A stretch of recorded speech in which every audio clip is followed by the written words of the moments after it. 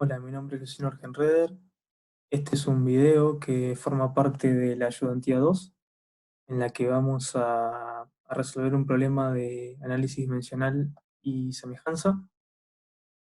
Así que bueno, el enunciado del ejercicio nos plantea que se quiere analizar la resistencia que ejerce el agua sobre un velero que tiene una longitud L y que se desplaza a una velocidad v. Llamemos a esa fuerza que ejerce el agua sobre el velero como R, y nos plantea que se quiere estudiar eh, esa fuerza a partir de realizar análisis dimensional y un modelo físico reducido del velero, ¿no?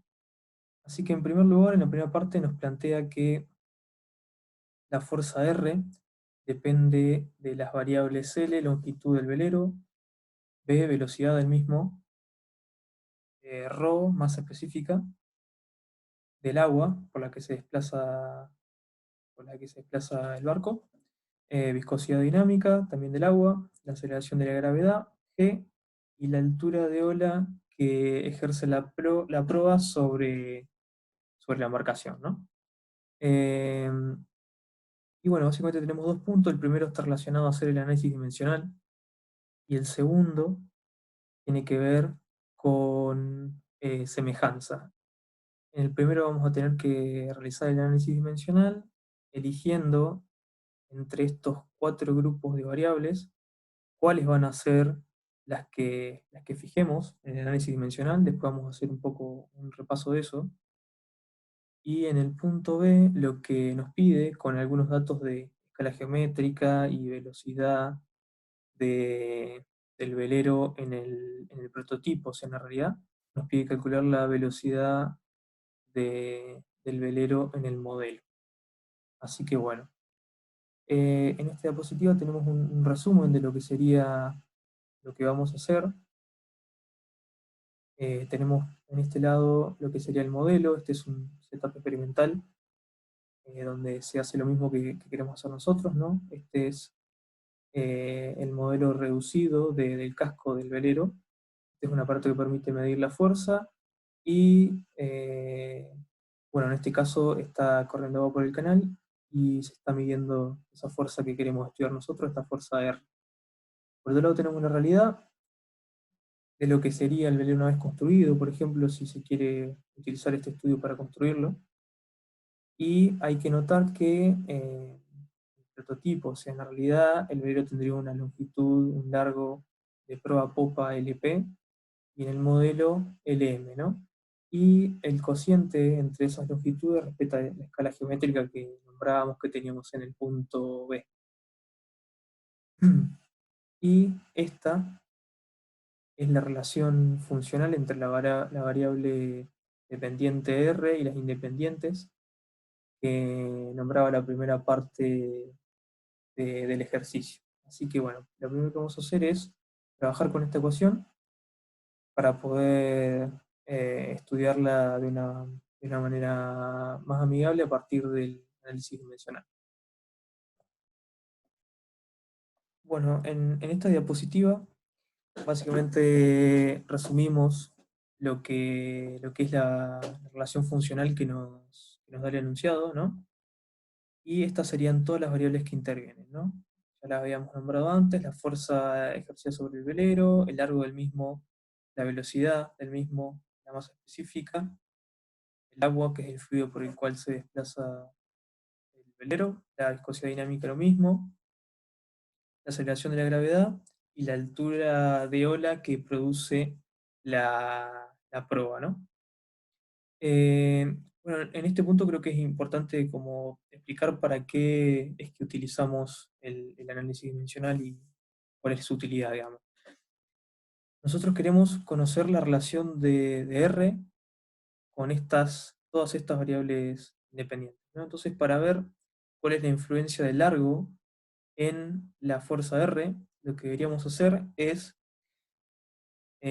manteniendo todas estas variables independientes constantes, probar diferentes valores de L y medir la fuerza R. Entonces deberíamos venir al modelito construir diferentes veleros con diferentes longitudes e ir midiendo la fuerza R, y luego podríamos ver el mejor ajuste para esos pares de valores, y tendríamos la relación entre L y R.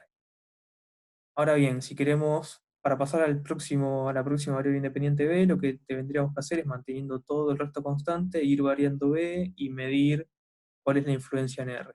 Y así con cada una de las variables independientes que tenemos de este lado. Eso implicaría una gran cantidad de ensayos, de simulaciones en el laboratorio, lo cual haría el proceso muy trabajoso y lo tornaría caro de alguna manera. Entonces, el problema que tenemos es que tenemos muchas variables.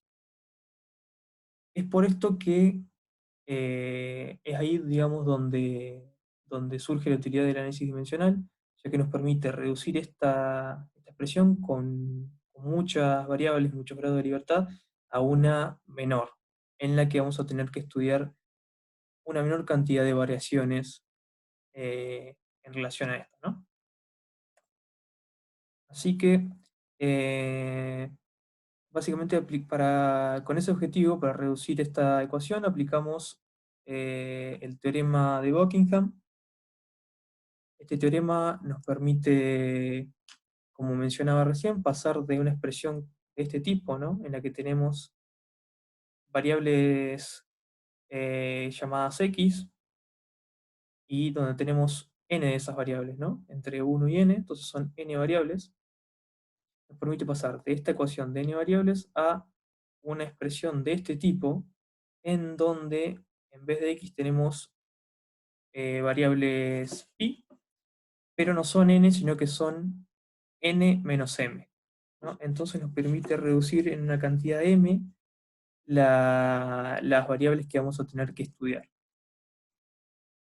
Bueno, ahora bien, eh, estos parámetros pi son grupos que llamamos grupos adimensionales, y básicamente están compuestos por algunas de estas variables. Entonces, estos parámetros pi son una reagrupación de estas variables que, haciendo esa reagrupación, digamos, de una manera especial que vamos a ver después, podemos lograr esta reducción, ¿no? Ahora bien, habíamos planteado que podemos hacer una reducción de m variables a estudiar, pero no aclaramos que era ni n ni m, ¿no? N es fácil, como habíamos nombrado anteriormente, la cantidad de variables del problema original. Y m es un valor que vamos a tener que ver en la próxima filmina, que se refiere a la cantidad de dimensiones básicas que intervienen en el problema que estamos estudiando.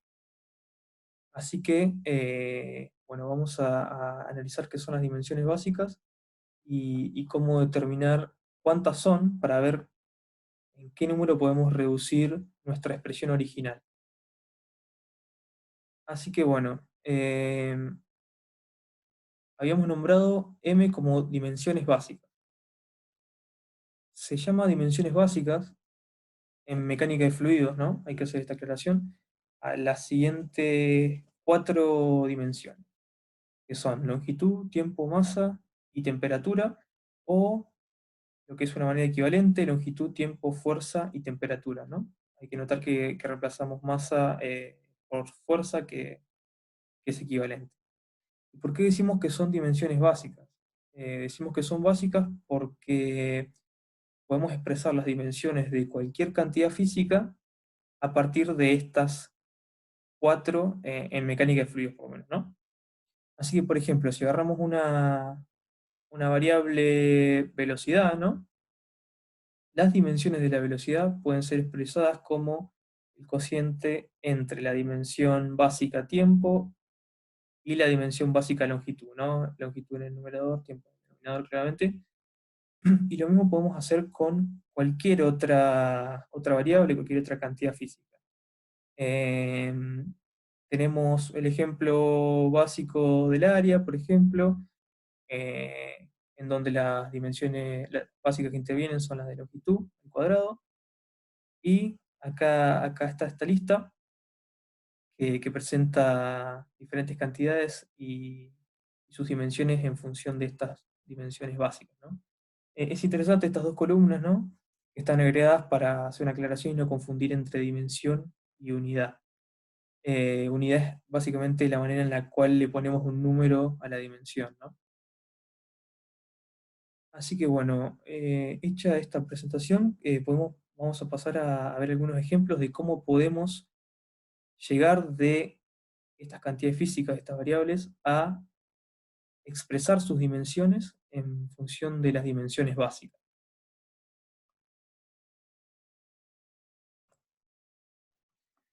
Bueno, en esta presentación, en esta diapositiva, lo que tenemos son algunos ejemplos de cómo obtener las dimensiones, cómo expresar las dimensiones de una variable física, una cantidad física, a partir de las dimensiones básicas que habíamos nombrado antes, ¿no?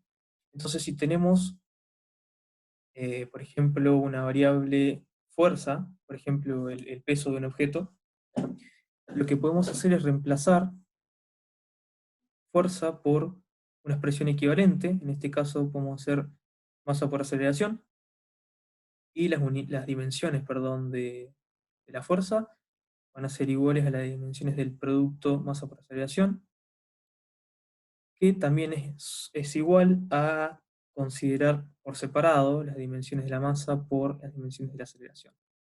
Entonces esto nos simplifica el análisis y sabemos que las dimensiones de la variable masa, de la cantidad física masa, son la dimensión masa, y por otro lado las dimensiones de la aceleración son longitud sobre tiempo al cuadrado.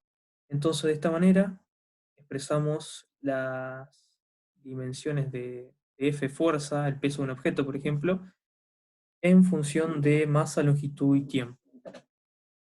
Otro ejemplo que está acá es Q, que es gasto caudal. Entonces también hacemos lo mismo, expresamos Q como, por ejemplo, velocidad por área, ¿no? Y hacemos lo mismo, consideramos por separado las dimensiones de la velocidad y las dimensiones del área. En este caso, área está expresada por omega. Y obtenemos longitud sobre tiempo para velocidad y longitud cuadrada para área. Entonces el producto es longitud cubo sobre el tiempo. Una expresión que vamos a usar después, que es interesante ver, es el caso de la densidad, perdón, de la viscosidad dinámica. En este caso, la expresión que utilizamos la expresión equivalente que utilizamos surge de la ley de Newton, la ley de viscosidad de Newton, en donde despejamos viscosidad dinámica en función de tau, la tensión, y esto es la inversa del gradiente de velocidades que nos quedó, ¿no? Nos quedó invertido a partir de hacer el despeje de la viscosidad. Entonces, nuevamente consideramos por separado las dimensiones de la tensión, que puede ser expresada también como fuerza sobre área, y las dimensiones de la inversa del gradiente. Y para el primero de los términos tenemos las dimensiones de la fuerza, por un lado, que son masa por longitud sobre tiempo cuadrado, que las habíamos obtenido acá, y agregamos el área, que es longitud al cuadrado. Y la otra parte del producto es longitud para la parte de arriba, y para la parte del denominador, longitud sobre tiempo, lo cual nos conduce a que las dimensiones de la viscosidad dinámica son la masa sobre el tiempo por la longitud, ¿no? Así que podemos expresar las dimensiones de esta variable en un producto de, finalmente, dimensiones básicas. Y es posible hacer esto con cualquiera de las variables físicas que analicemos, por lo menos en el problema que vamos a hacer, que son de mecánica de fluidos, ¿no? Eh, bueno, hay que hacer acá un comentario nada más, que podemos expresar el conjunto de estas tres variables únicamente utilizando masa, longitud y tiempo, ¿no? Acá en ninguno de estos casos utilizamos temperatura, así que solamente utilizamos 3 de las 4 variables básicas para expresar estas, perdón, dimensiones básicas para expresar estas variables. Así que volvemos al teorema de Buckingham, ahora que ya sabemos que es una dimensión básica, y básicamente lo que planteamos era que podemos pasar de una expresión larga, de alguna manera, como esta, a una más corta como esta, y para ello, los pasos que tenemos que realizar son los siguientes. El primero es, de alguna manera, escribir la forma funcional que tiene la variable perdón, esto está mal, son la variable dependiente y las independientes, ¿no? En este caso la variable dependiente es x1 y las independientes son estas.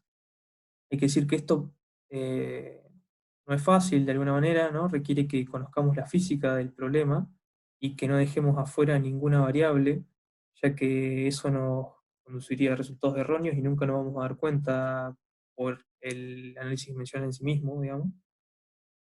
La suerte que tenemos en nuestro problema es que esta relación funcional ya está dada, así que no nos podemos equivocar en eso.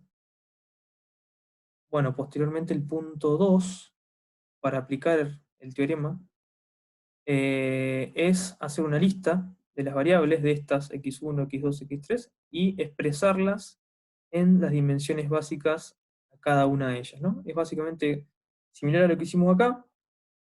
En vez de f, q y mu, lo que vamos a hacer es listar x1, x2, así hasta xn, y ver cómo expresar sus dimensiones en términos de las dimensiones básicas. Y luego, una vez que hagamos eso, vamos a tener que contar cuáles son las dimensiones básicas que usamos. Al igual que en el caso anterior, acá habíamos usado 3, longitud, tiempo y masa, vamos a contar cuántas usamos para expresar estas, y ese va a ser nuestro número m, ¿no? Y esa es la cantidad de variables que redujimos a partir de la aplicación del teorema, ¿no? Bueno, una vez que tengamos eso, vamos a saber ya cuántos son los parámetros o los grupos adimensionales pi que vamos a tener que construir, que son n menos m, ¿no?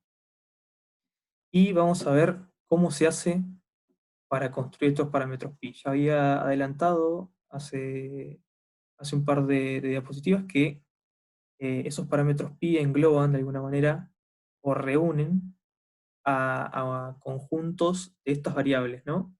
En productos.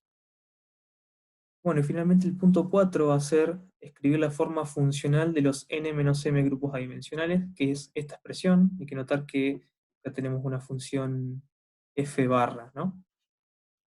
Así que bueno, vamos a pasar a la aplicación de esto, ya más a nuestro problema que tenemos que resolver. Bueno, como mencioné, esta es la lista de las cosas que tenemos que hacer. En el primer punto, que es escribir la forma funcional. Esto ya, como había dicho, ya nos dieron en la expresión funcional que la habíamos presentado anteriormente. Así que directamente vamos a pasar al punto 2, que es hacer una lista de las variables y expresar sus dimensiones en función de las dimensiones básicas. Y bueno, y vamos a tener que contar cuáles son las que usamos, ¿no? Así que, para el caso de nuestro problema, esta es la relación funcional que nos planteaban.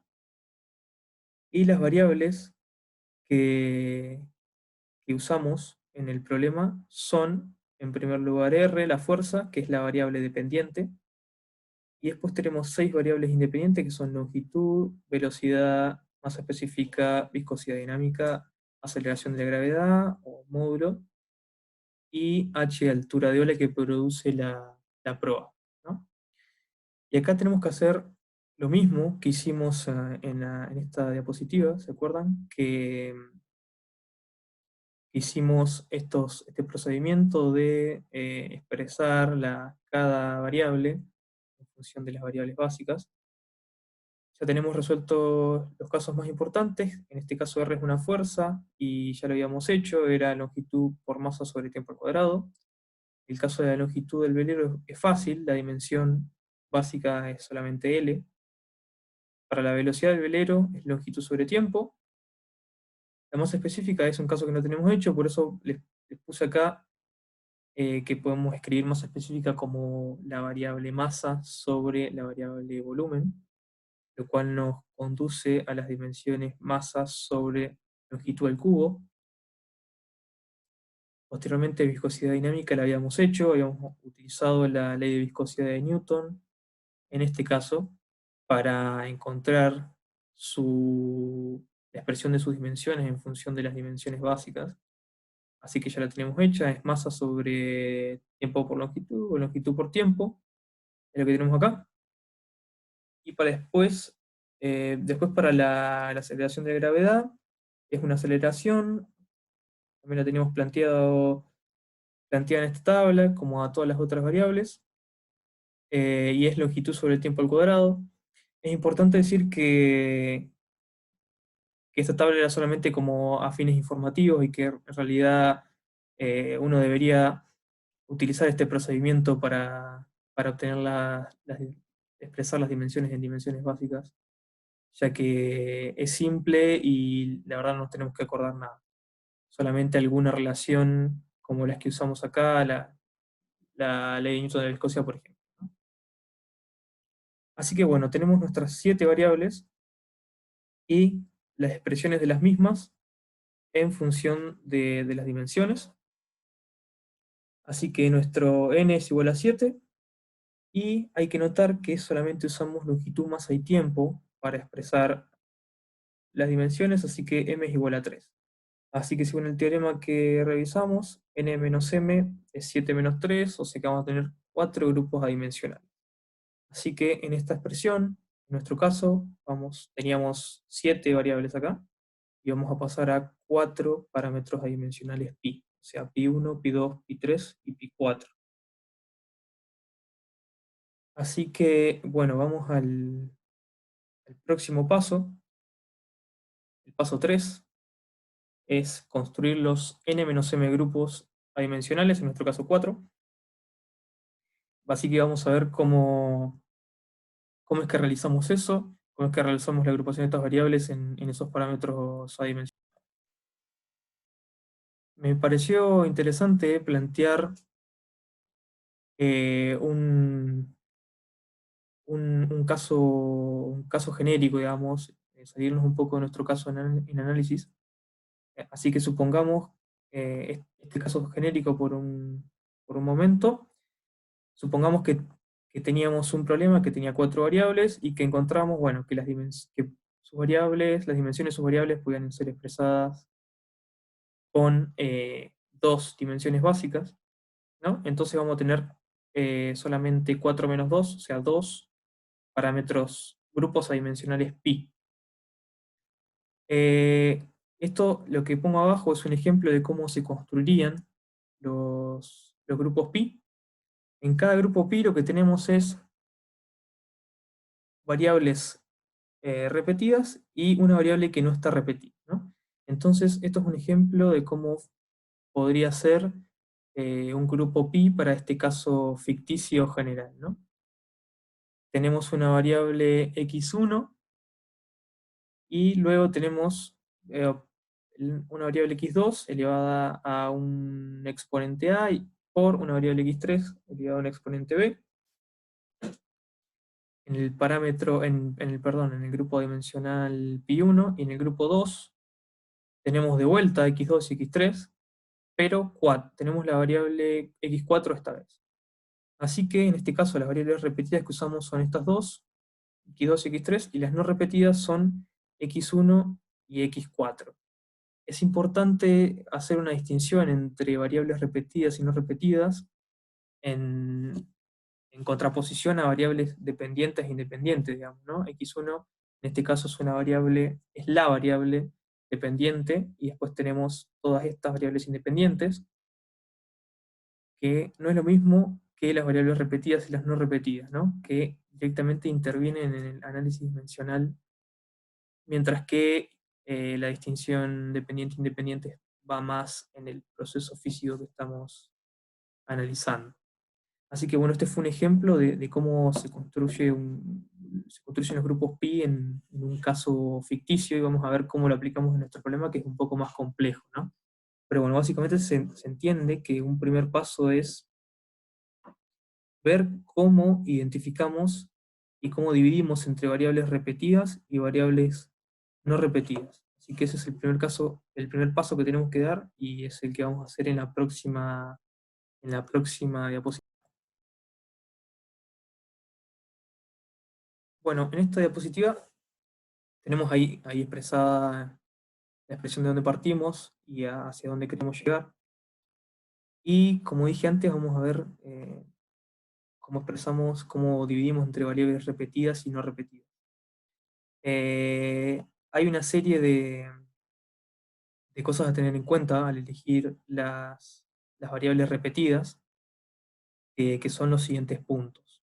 El último punto es más que nada una sugerencia en general, digamos, tal vez no es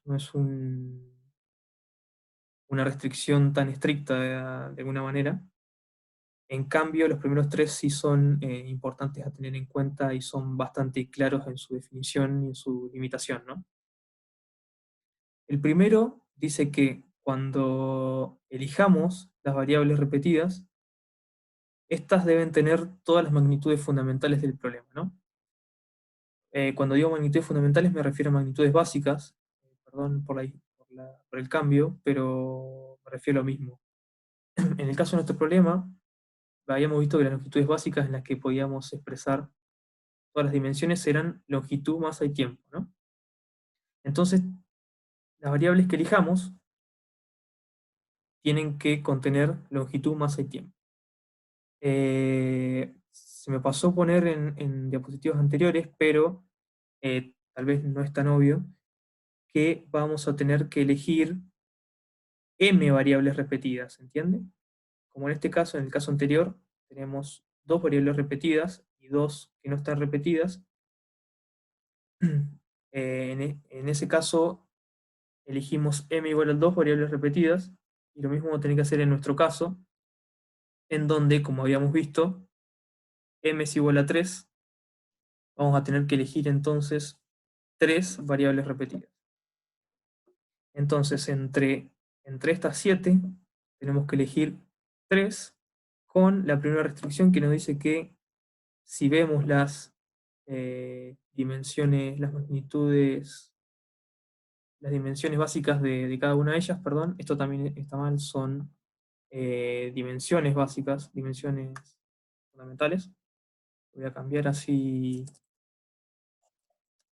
eh, nos ahorramos el malentendido. Decía que vamos a tener que elegir 3 de 7 variables, y entre ellas 3 van a tener que tener a la longitud, al tiempo y la masa, ¿no? La segunda restricción, la segunda consideración es que por sí mismas ellas no deben formar un grupo dimensional. Es decir, que el producto de esas tres no debe ser adimensional. Eso es a lo que nos referimos en este caso. La tercera restricción, la tercera consideración, dice que no debemos elegir, no se recomienda elegir la variable independiente a estudiar dentro de como variable repetida, así que eso nos quitaría R. Y como decía, la última es más que nada una recomendación, es que uno debe elegir variables cuya medición y control sea simple.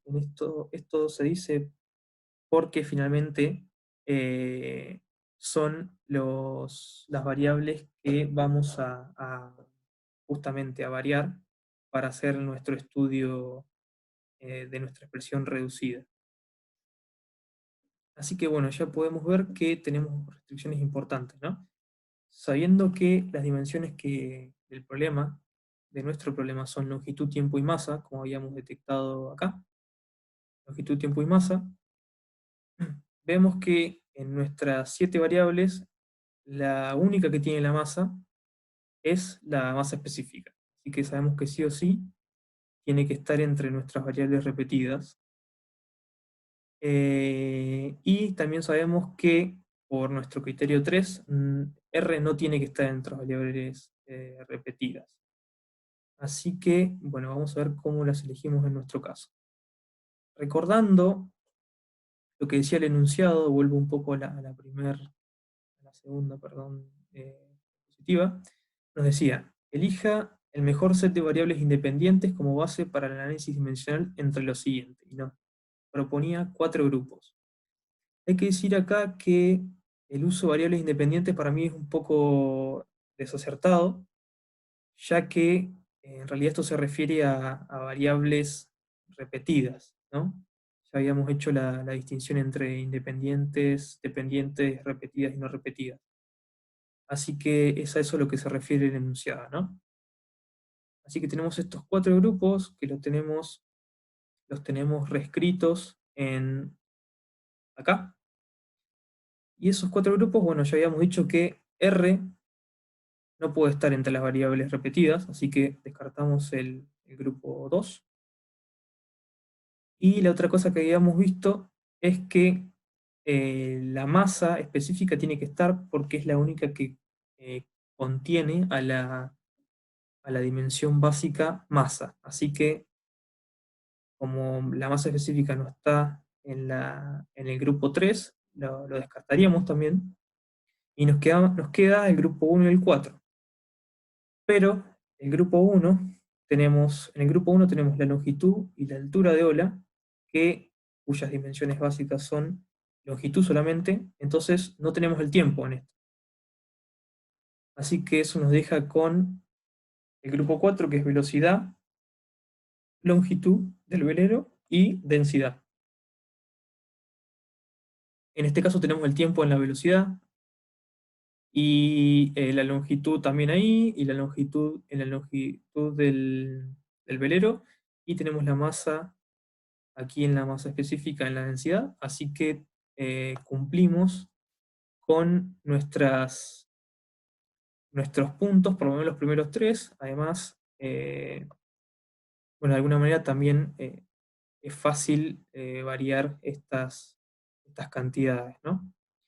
Y bueno, acá lo que hacemos acá abajo es chequear que entre ellas no formen un grupo dimensional por sí mismas, y vemos que no, sino que el grupo, el producto entre ellas 3, tiene dimensiones de masa sobre tiempo por longitud. Así que bueno, recapitulando, pudimos elegir el grupo 4 como nuestras variables repetidas, y vamos a ver ahora cómo las usamos para formar los grupos adimensionales.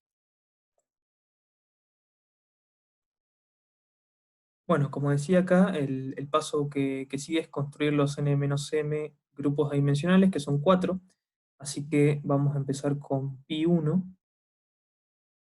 Y para la construcción de estos grupos, lo que hacemos es tomar las 3 variables repetidas que habíamos detectado: velocidad, longitud y masa específica, densidad, elevarlas a diferentes exponentes A, B y C, y multiplicarlos por eh, cada una de las variables no repetidas, pero una a la vez, ¿no?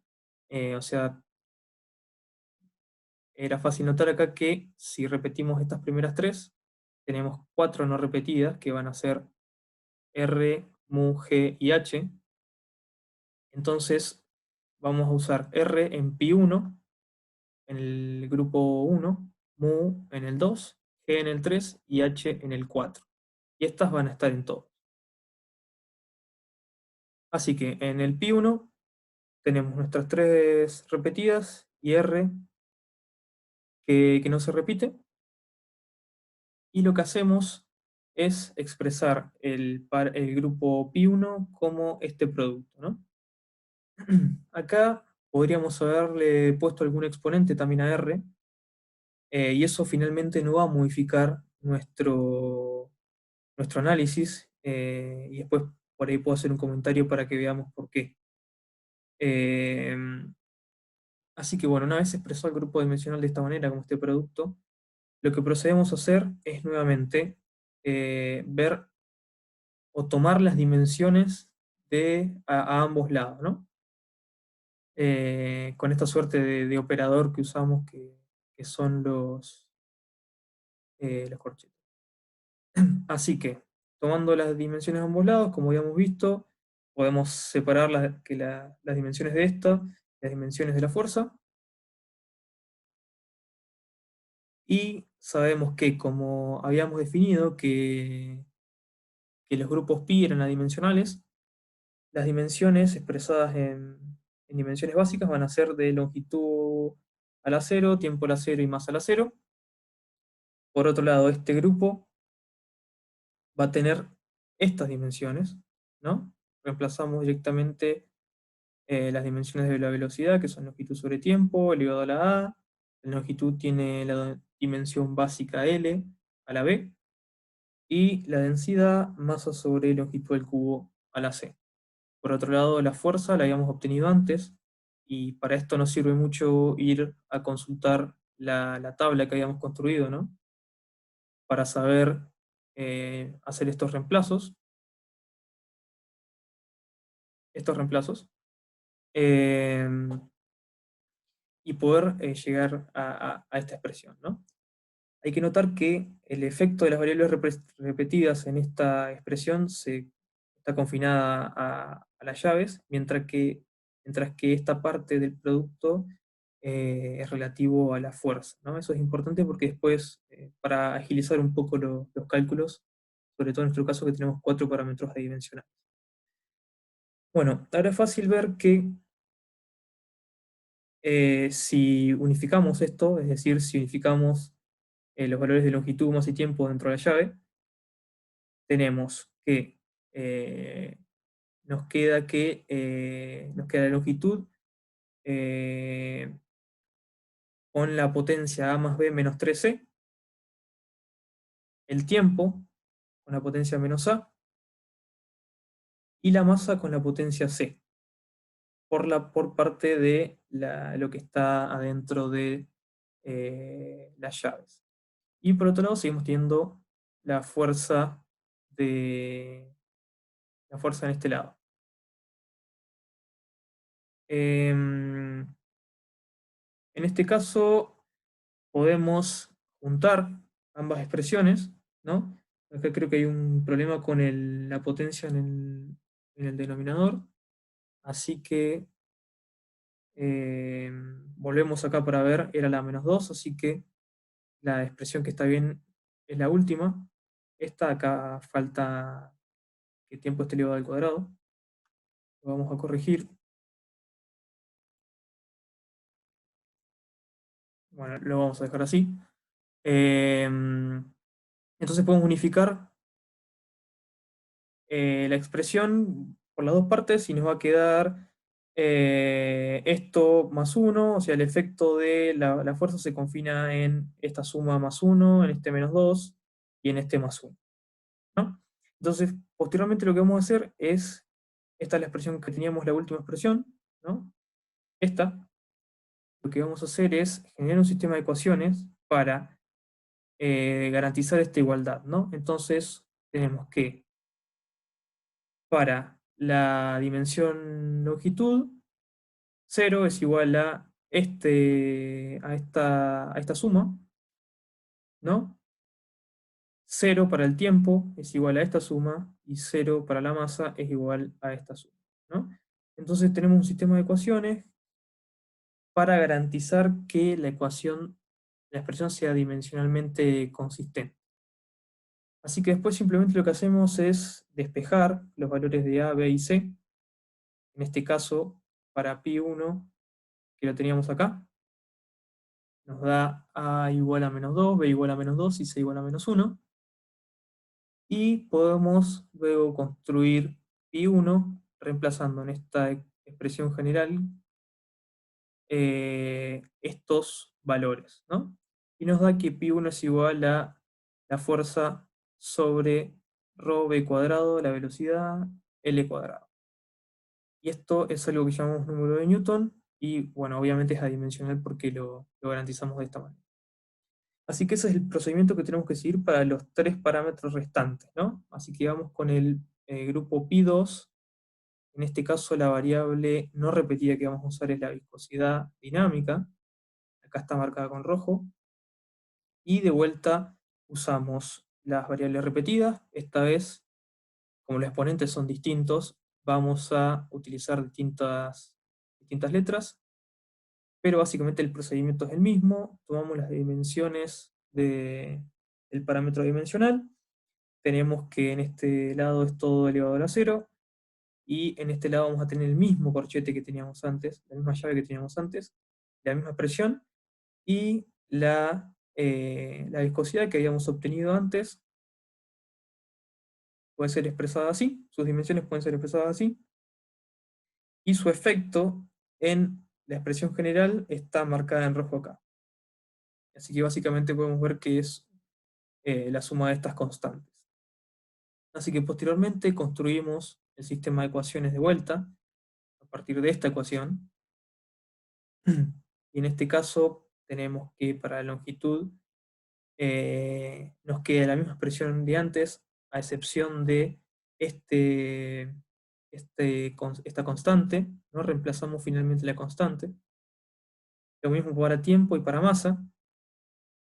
Luego procedemos a obtener los valores de, esto es D, perdón, de E y F, y nos queda que D es igual a -1, E es igual a -1 y F es igual a -1. En este caso, si reemplazamos en la expresión general del parámetro pi2 los valores que obtuvimos, vamos a tener que pi2 es igual a mu sobre rho bl, y acá esto puede no decirnos mucho, así que lo que hacemos es de alguna manera construir un nuevo parámetro dimensional pi2 que es equivalente a pi2', perdón, que es equivalente a pi2, tomando 1 sobre pi2, ¿no? Esto nos lleva a que rho bl nos queda en el numerador y la viscosidad en el denominador. Y recordando que la viscosidad dinámica sobre la densidad es la viscosidad cinemática, que es lo que tenemos aquí abajo, tenemos lo que se conoce como el número de Reynolds. Ahora, parece raro que tomemos un parámetro pi2, pero es solamente una expresión nueva y equivalente a la expresión pi2 que teníamos. Así que la pi2' es equivalente a la pi2, o sea que sigue siendo adimensional y contiene las mismas variables. Podríamos ahorrarnos este paso tomando un exponente, perdón, aquí en esta expresión, tomando un exponente distinto, y llegaríamos a una expresión de este tipo. Así que el parámetro que obtuvimos para pi2 es el número de Reynolds. Así que pasamos con el mismo procedimiento a pi3. En este caso hice una versión reducida de lo que habíamos hecho antes. Hacemos lo mismo, variables repetidas, b, l y ρ, elevado a unos exponentes que son incógnitas por ahora. Nos toca g como variable no repetida. Tomamos las dimensiones de esto y eh, generamos un sistema de ecuaciones, uno para la longitud, otro con una ecuación para la longitud, una para el tiempo y otra para la masa, donde 0 va a ser igual a esto, 0 va a ser igual a esto, y 0 va a ser igual a i. Haciendo eso, que es lo mismo que habíamos hecho antes, obtenemos estos valores para los exponentes, y reemplazando posteriormente esto en la expresión que tenemos acá, el parámetro pi3, nos queda que pi3 es g por l sobre la velocidad al cuadrado, y acá nuevamente vamos a tomar otra versión del parámetro para que tenga un significado más físico, más conocido, que va a ser un pi3', que lo vamos a construir elevando a pi3 a la menos 0,5, y nos queda lo que llamamos el número de Froude, que contiene la velocidad media arriba y abajo la raíz de g sobre l, que es la celeridad de una onda gravitacional. Y estos parámetros tienen una significancia importante en el punto B que vamos a ver, que es la parte de semejanza. Así que bueno, ese fue nuestro tercer grupo pi. Vamos con el último, con el cuarto. En este caso queda la variable h, altura de ola, generada por la proa, y realizamos el mismo procedimiento. En este caso, como solo tiene dimensiones básicas de longitud, es solamente sumar un 1 acá. Construimos el sistema de ecuaciones y obtenemos los exponentes. Nos da j igual a 0, k igual a -1 y l igual a 0, lo cual, reemplazando acá, nos queda que pi4 es h sobre l, de alguna manera es una altura de onda, o de ola, perdón, adimensionalizada por la longitud del velero. Así que eso fue nuestra construcción de los parámetros, nuestros grupos adimensionales.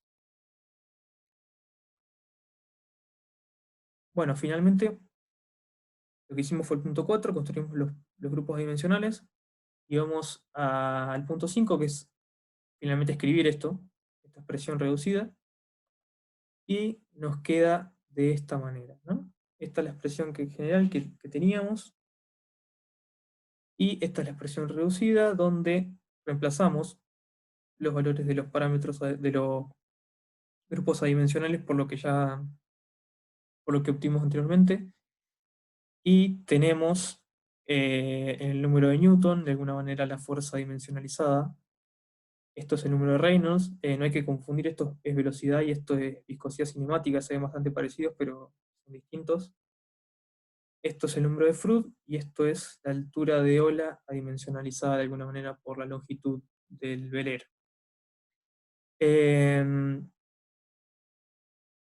Esto lo que nos dice, de alguna manera, es interesante considerar que, si bien el análisis dimensional no nos aporta información sobre la física, sino que ya la teníamos que saber para poder hacer esta formulación, el análisis dimensional nos resume un poco cuáles son los procesos físicos intervinientes y qué es lo que tenemos que mirar a la hora de evaluar nuestro fenómeno, ¿no?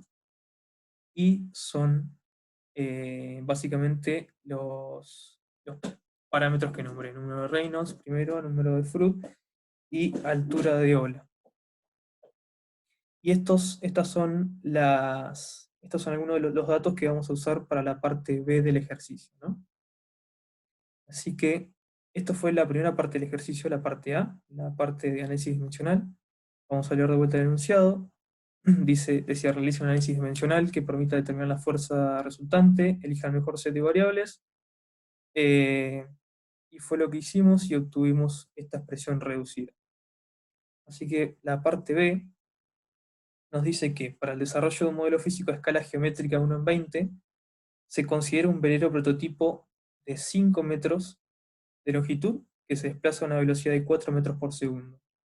¿Qué proceso es el más importante para evaluar en el modelo y representar la fuerza resultante? ¿Y cuál es la velocidad del velero en el modelo físico? Y nos dice que tenemos que usar los resultados del punto anterior para justificar nuestra respuesta. Así que bueno, volviendo a nuestro esquema general, tenemos que vamos a construir un modelo físico reducido del velero. Eso es a lo que llamamos modelo, y prototipo va a ser de alguna manera el velero en la realidad. Cuando nos nombraba escala geométrica, eso lo vamos a abordar en la próxima diapositiva, pero se refiere a la escala con la que vamos a resolver este modelo, con la que vamos a hacer este pequeño velerito en comparación con esta, ¿no? Y nos preguntaba de ejercicio, ¿cuál proceso físico es el más importante para volar? Vamos a ver qué significa esto. ¿Cuál es la velocidad del velero en el modelo físico, ¿no? Entonces nos decía que la velocidad en el prototipo, o sea, en la realidad, es de 4 metros por segundo, y tenemos que saber determinar con qué velocidad tenemos que hacer el ensayo para reproducir esa condición, ¿no?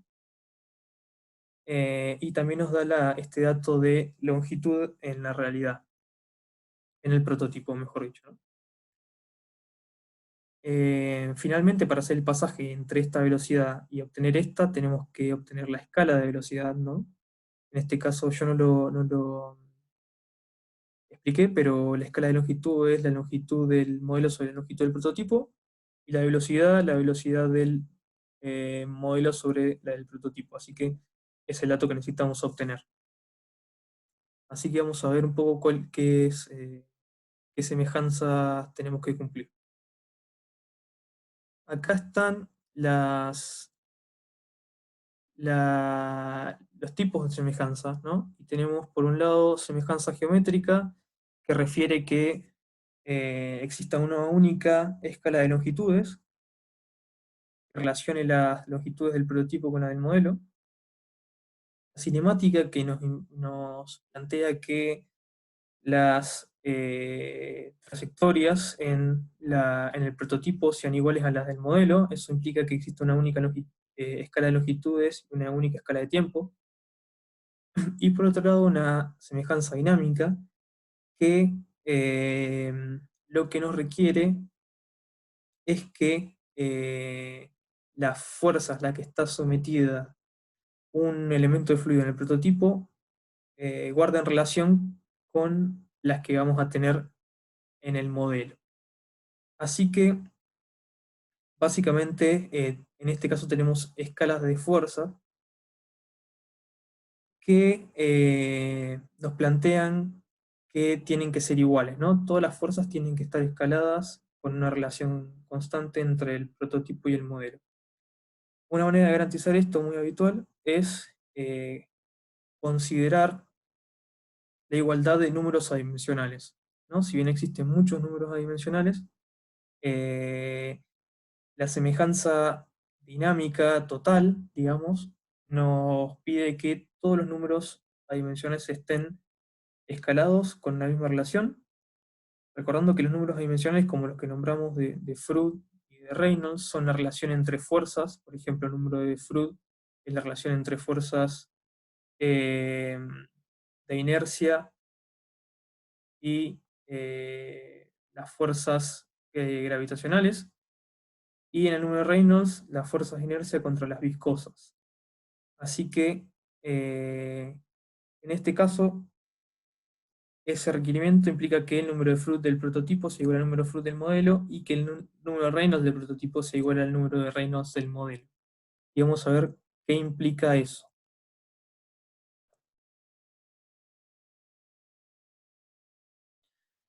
Bueno, entonces la semejanza dinámica nos imponía esta relación de igualdad entre el número de Freud del prototipo y del modelo, y de Reynolds del prototipo y del modelo, y de muchos otros números dimensionales, pero básicamente vamos a tratar con estos ahora, porque son en los que intervienen en nuestro proceso físicos, porque los detectamos con el análisis dimensional. ¿Se acuerdan que aparecían estos Freud del prototipo, Freud, perdón, estos números de Freud y número de Reynolds en la expresión de análisis dimensional? Entonces, vamos a ver qué es lo que debería pasar si quisiéramos garantizar esta semejanza dinámica total, ¿no? O sea, el cumplimiento simultáneo de esta condición y de esta condición. Eh, para esto lo primero que hacemos es expresar el número de Freud del prototipo como la velocidad del prototipo sobre la raíz de la gravedad del prototipo por la longitud del buque en el prototipo, y lo mismo con las variables del modelo, ¿no? Podemos considerar que la gravedad no varía mucho, así que tanto en el modelo como en el prototipo van a tener el mismo valor, es decir, entre comillas, entre el buque construido y nuestro buque de ensayo, vamos a tener la misma aceleración de la gravedad, así que podemos cancelar ese término, lo cual nos da esta relación. Nos dice que la velocidad en el modelo es igual a la velocidad en el prototipo por la raíz de la longitud del modelo sobre la longitud del prototipo. Se fijan, lo que está entre paréntesis es la escala de longitudes, y acá podríamos sacar la escala de velocidades en el otro lado, ¿no? Entonces nos da una relación entre esas escalas. Hacemos lo mismo con el número de Reynolds, igualamos un Reynolds de prototipo a un Reynolds de modelo, considerando variables de prototipo y variables de modelo, y lo que obtenemos es esta relación, que la velocidad en el modelo tiene que ser igual a la velocidad en el prototipo por, este es el cociente de las viscosidades cinemáticas del modelo y del prototipo, por la longitud del velero del prototipo sobre la del modelo, ¿no?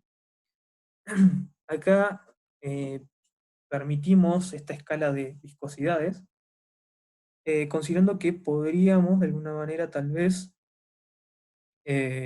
considerar para el ensayo de nuestro modelo físico, un fluido distinto al del agua, ¿no? Así que si igualamos estas dos expresiones, ya que la velocidad en el modelo es la misma, ¿no? La velocidad que va a tener el barco a la hora de navegar va a ser la misma, lo que obtenemos es que la viscosidad, la escala de viscosidades cinemáticas debería ser igual a la raíz de la escala de longitudes. Y vamos a ver si esto es posible, ¿no? Porque sabemos que la viscosidad del prototipo es agua, así que tenemos ese parámetro fijado, la viscosidad del prototipo, y también teníamos esta relación de escala de longitudes que nos daban. Vamos a ver qué es lo que cuál debería ser o si es posible que exista un fluido con una viscosidad que nos permita cumplir esta semejanza dinámica total, que implica estas dos condiciones que se cumplan simultáneamente. Así que veamos, si tenemos, esta es la misma relación que habíamos obtenido antes, esta es la escala de longitudes que nos daban 1/20, y nos dice que, la expresión nos dice que para garantizar la semejanza total, deberíamos utilizar un fluido con una viscosidad cinemática del 1% igual al 1% de la del agua, ¿no? En esta tabla tenemos valores de viscosidades cinemáticas eh, de algunos fluidos, y tenemos por un lado la del agua, ¿no? 1 por 10⁻⁶. Entonces, el 1% de eso es 1 por 10⁻⁸, y vemos que no hay ningún fluido que cumpla eso, y en realidad es muy difícil encontrar uno que pueda cumplir. Así que es por esto que se dice que es muy difícil cumplir la semejanza total de Reynolds y Froude. Así que lo que se hace habitualmente en la construcción de modelos es cumplir una semejanza parcial, solamente respetando uno de las dos condiciones, o esta o esta. Y eso hace referencia a la pregunta que nos hace el inciso B, que nos dice qué proceso es el más importante para igualar en el modelo y representar la fuerza resultante. Entonces nos está preguntando, de alguna manera, que decidamos cuál de las dos restricciones vamos a aceptar. Para la evaluación de esta condición, lo que se hace habitualmente es considerar qué representa cada una de estos números adimensionales. Eso es lo que vamos a ver en esta tabla. Así que básicamente esta tabla nos presenta que eh, cuándo es importante cumplir la igualdad de diferentes números adimensionales, ¿no? Por un lado tenemos el número de Reynolds, que es este, acá está nuestro número de Froude, y hay otros números que, como les comentaba, deberían ser cumplidos para tener una semejanza total, pero en nuestro caso no los tenemos en cuenta porque no intervienen en nuestro proceso físico. Y vemos que nos dice que cumplir la igualdad de Reynolds es importante casi siempre, y la de Froude es importante para flujo de superficie libre. Y nos presenta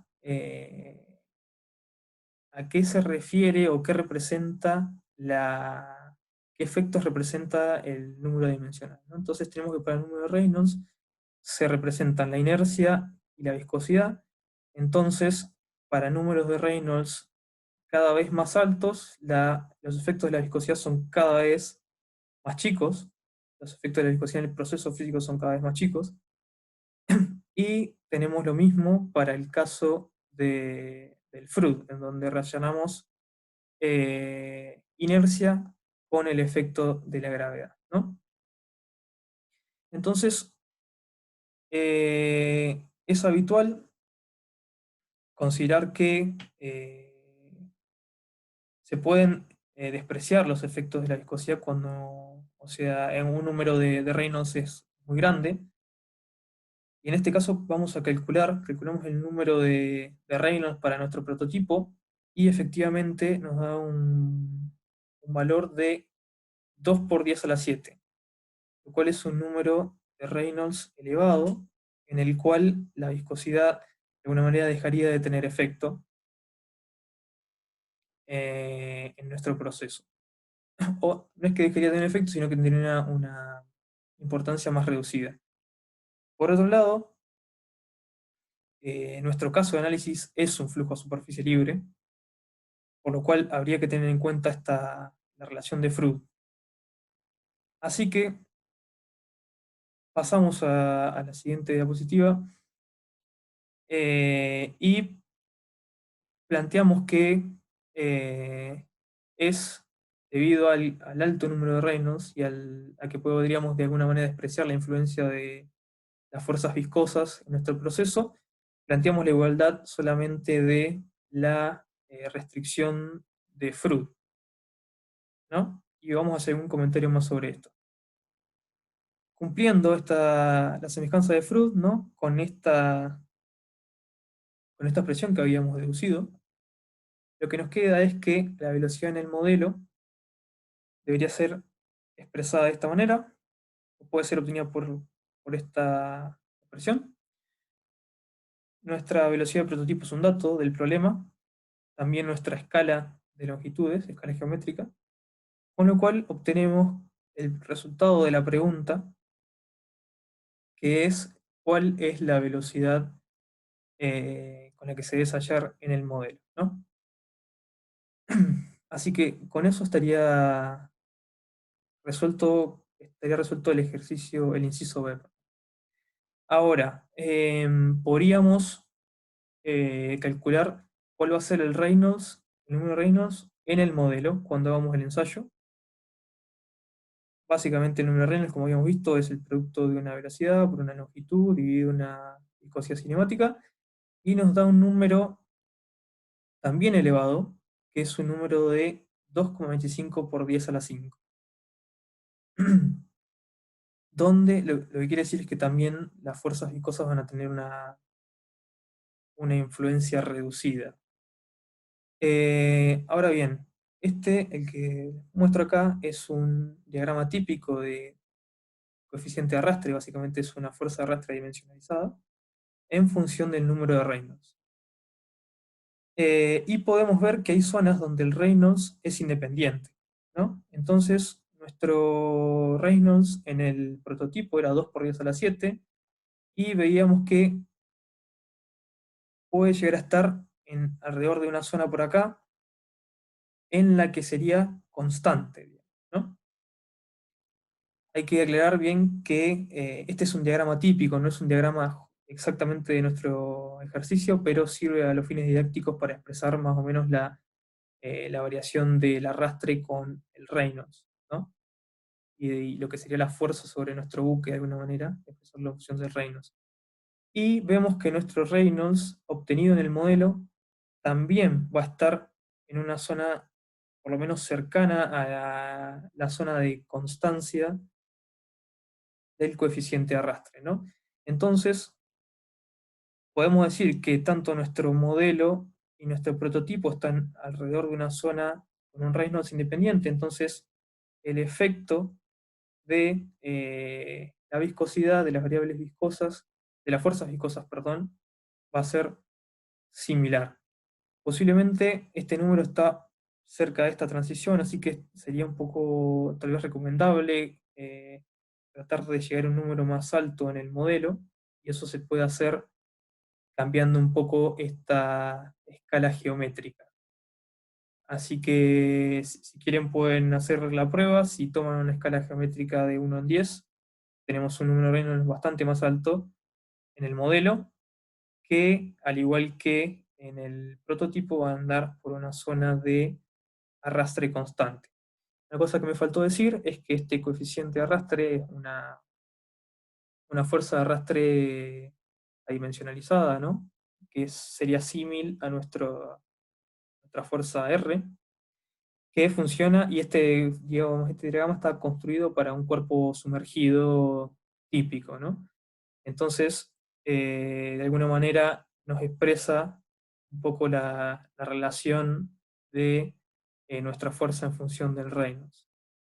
Así que esos serían tanto el inciso A como el inciso B del problema que teníamos que resolver. Y cabe también comentar, o tal vez un comentario interesante, sea que habitualmente cuando se analiza este tipo de problemas como el nuestro, en el que teníamos el arrastre sobre un buque, un velero, lo que se hace es de alguna manera descomponer ese arrastre en función de la viscosidad y en función del oleaje generado por el buque, y analizarlo de alguna manera de una forma separada. Esto cuando vemos que tal vez la viscosidad pueda tener un papel un poco más predominante. Si quieren un ejemplo de eso, está en este libro, y de hecho es lo que lo que hacía el mismo Freud para sus análisis, ya que Freud era un ingeniero naval, un arquitecto naval, que se dedicaba justamente a hacer este tipo de problemas. Así que bueno, con eso abordamos los dos incisos, así que si tienen alguna consulta, está mi mail en esta primera diapositiva, así que cualquier consulta pueden hacer al mail. Y nada, suerte y gracias.